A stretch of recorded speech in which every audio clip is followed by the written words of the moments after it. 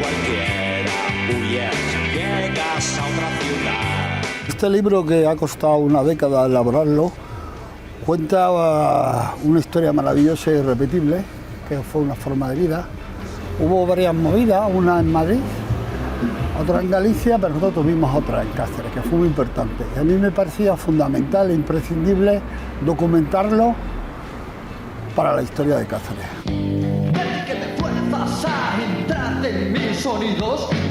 El libro, gracias al profesor Alfonso Pinilla, digamos que me estructuró una especie de totum revolutum que yo tenía en la cabeza de contenidos, ¿no?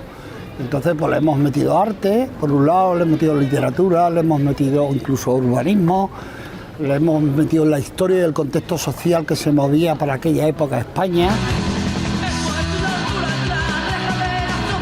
Vamos a encontrar un recorrido por aquella época con dos partes claramente diferenciadas pero interrelacionadas. Por una parte, un estudio de distintos profesores, una parte académica donde se analiza el contexto histórico y cultural de aquella época, y una segunda parte de testimonios, de memorias, de vivencias personales en formato de fotografía y también en textos que nos hablan de aquella época en primera persona.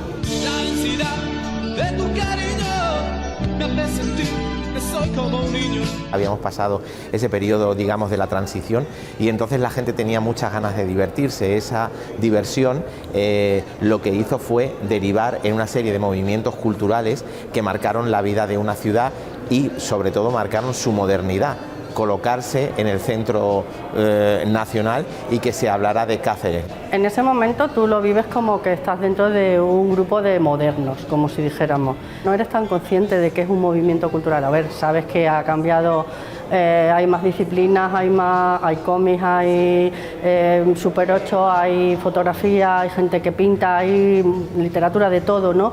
Pero estás metida en medio y bueno, pues te gusta formar parte como de esa historia, pero no lo vives tan como que era un movimiento tan a la vanguardia. Sí, es la vanguardia, pero lo vives de una forma más natural.